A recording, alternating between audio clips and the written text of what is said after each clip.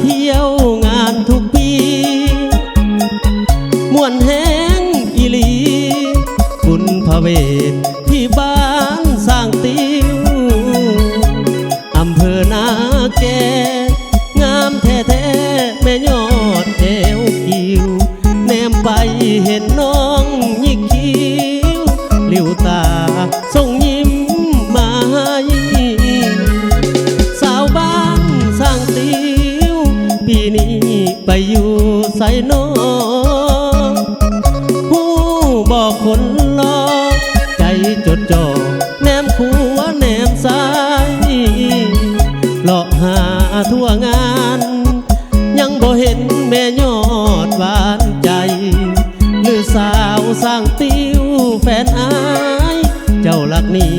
ไปนำเท่าแก่ผู้ใหญ่บ้านเอ่ยผู้ใหญ่บ้านผู้ใจดีดีเห็นแฟนของลูกอยู่ตี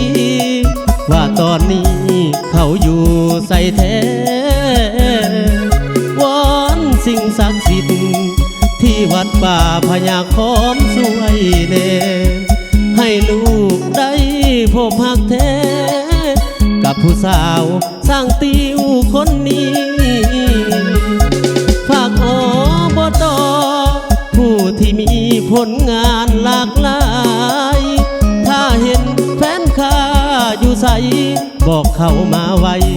อายคอยอยู่พี่แล้วน้องก็มาตามสัญญาสองเฮาเคยมีบุญพระเวทสร้างติ้วปีนี้ได้พบคนดีดังใจต้องการ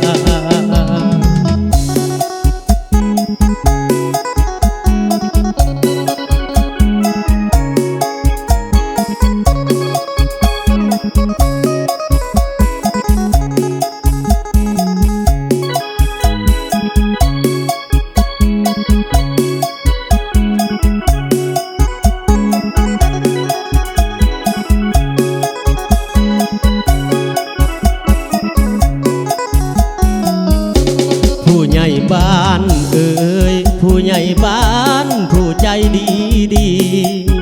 เห็นแฟนของลูกอยู่ตีว่าตอนนี้เขาอยู่ใส่แท้วอนสิ่งศักดิ์สิทธิ์ที่วัดป่าพญาคอมสวยเน่ให้ลูกได้พบหักแท้กับผู้สาวสร้างติ้วคนนี้ฝากอบต.ผู้ที่มีผลงานหลากหลายถ้าเห็นแฟนข้าอยู่ใสบอกเขามาไวอายคอยอยู่พี่แล้วน้องก็มา